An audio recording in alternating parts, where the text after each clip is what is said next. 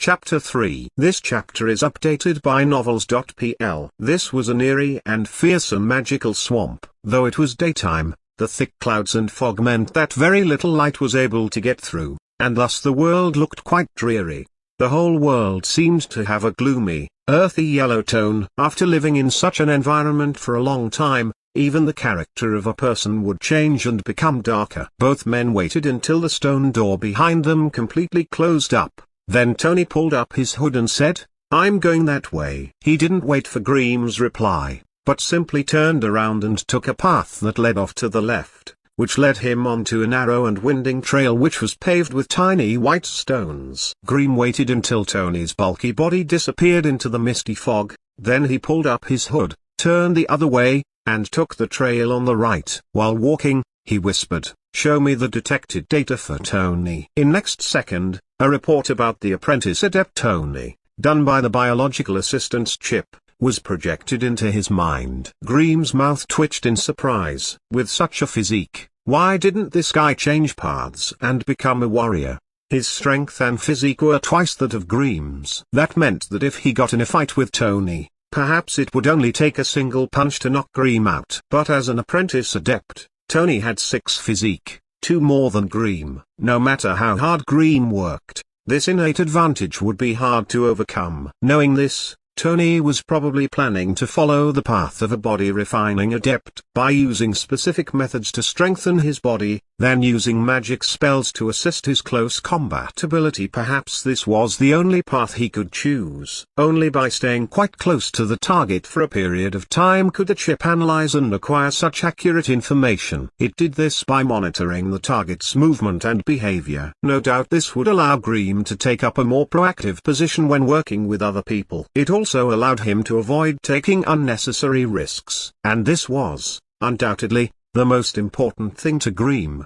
But perhaps such a method was useless against a real adept, as their bodies would sometimes radiate a strong elemental energy. This was something adepts did passively after their body gathered a huge amount of energy. This was also how they avoided others sensing their strength. It was unknown how much valuable information the biological assistance chip would be able to ascertain when the target was under the powerful interference of energy radiation. Not only that, but Grimm was worried that adepts might be able to detect his biological assistance chip. Hence he had to be extra cautious when using it inside the tower. The stony trail in front of him kept winding as it led into the depths of the misty fog. There were weird plants of all sizes, which could be barely seen on both sides of the path. There were short and thick, cone-shaped trees, small leafy plants that curled around in a spiral, vine-like rattans that brushed against the top of his head as he walked under them, and amazingly colored, mystical flowers that had petals the size of large wash bowls. There was also a muddy,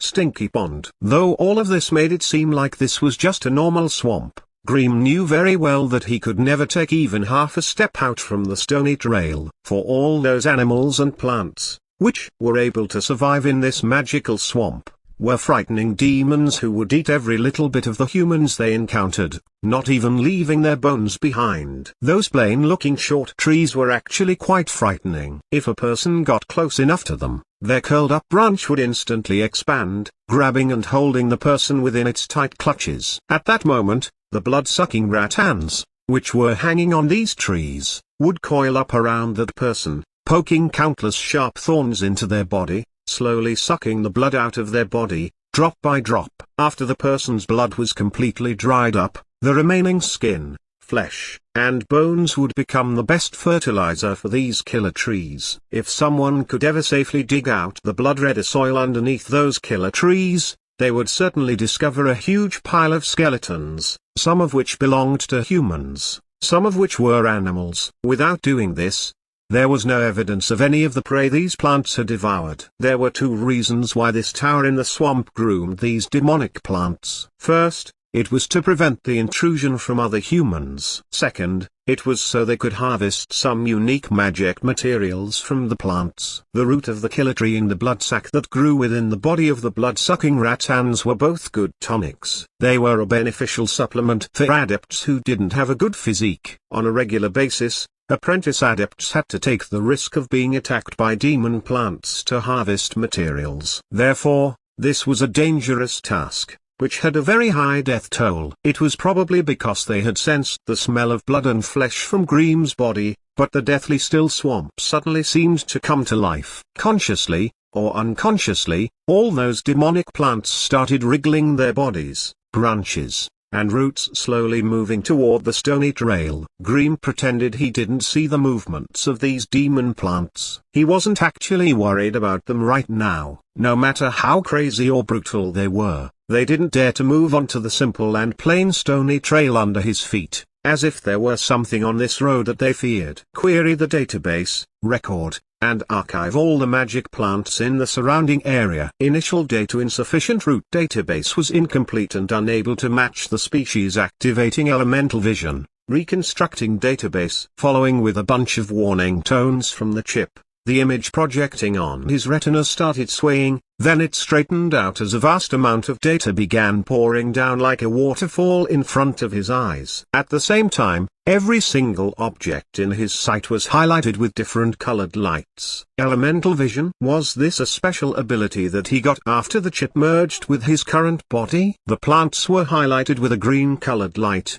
indicated these plant demons contained a lot of elementium that was, unsurprisingly, often found in natural plants. Other colors, like red, yellow, blue, and purple, indicated the areas where their respective energy was gathered. Besides these, the ever-changing humidity, temperature, wind speed, thickness of poison particles, distribution of element particles and their circulation, all the data which the chip could detect was projected onto his eyes in a colorful dynamic graph. Grimm frowned. This colorful and overcomplicated retinal projection had seriously affected his normal vision. This was too much information. Remove useless colors. Remove diffused highlights. Only focus retina vision on the most common energy ranges. After Grimm gave out his commands, one after another, finally the glaring, colorful orb dimmed down bit by bit, and all the items in his vision had once again resumed their normal colors.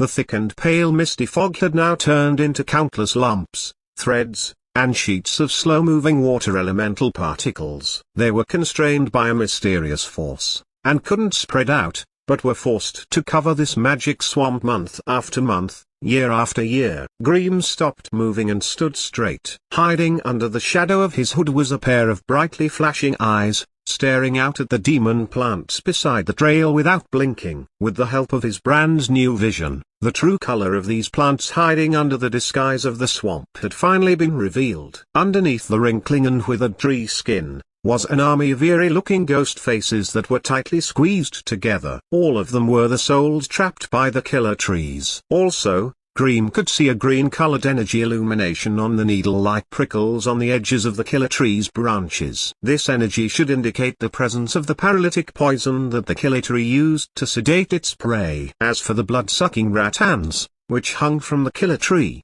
they looked completely demonic, as they were entirely blood-red under his elemental vision. It was pure blood that flowing underneath its twisted, creeping green skin. And, right at the spot where it connected with killer tree, within a hollow tree cavity, numerous blood sacs, the size of a human fist, were pumping at a regular tempo, making them look like human hearts. Caw-caw. Together with few piercing caws, a group of scavenger crows flew in and stopped on a tree branch, moving their blood-red eyes and staring at Grimm. Honestly speaking, being stared at by a group of ominous demons like this made Grimm feel incredibly uncomfortable. Faced with this group of dangerous swamp demons, Grimm didn't dare be the slightest bit careless. Although scavenger crows were not considered to be strong demon beasts, their blood-red eyes had the ability Doom, and there had been some frightful incidents in which apprentice adepts had their eyes blinded by these crows. Seeing that these scavenger crows were itching to attack, Grimm raised his right arm and softly intoned the spell that he had memorized. After 5 seconds of spell casting, a large red magic fireball appeared in Grimm's hand, twisting violently. Grimm's entire right hand was completely covered by this magic fireball, but he was still safe and sound. This was his burning hand spell. After spending 6 years in the magic tower, this was the only spell Grimm was able to use. With Grimm's current ability, he could barely stretch the flame out 5 steps. That was his limit. Therefore, it could, currently, be considered a close-range spell. The violently burning magic flame brightened the surrounding fog. The powerful ripples generated by the fire element had finally made these demons realize that this human in front of them was not something they could easily capture. As for those demons who were slowly gathering around Greem, it seemed like they were struck with a great terror, and all of them quickly fled away from the sides of the trail in a great panic. Also, that group of scavenger crows were letting out loud caws as they flew into the sky, briefly wheeling about in the air above and disappearing into the depths of the fog. Greem breathed out a long sigh of relief. With this, the pressure on him had been reduced. None of these demons had the guts to step onto the stony trail, but that didn't stop them from using their own methods in order to try to lure or intimidate apprentice adepts into leaving the stony trail. If Greem was scared by the terrifying scene of being surrounded by demons, and, in his panic, accidentally left the boundaries of this stony trail even with the help of magic talisman, he would probably die a terrible death. The soul, blood, and flesh of an apprentice adept. No doubt they were much more delicious than ordinary humans or wild beasts. Besides, this didn't violate the agreement between the demons and the magic tower. Therefore, every inspection trip outside of the tower was a thorough check of willpower. Once these demons found a weakness in one's mind, the future of that person would not be good. Record everything you can about these demons, Greem said calmly. Beep record completed. Host, please name the creatures in the order they are presented. Images of creatures appeared in front of his eyes. Killer trees, blood-sucking ratans, scavenger crows. Naming completed. New information has been recorded in the database.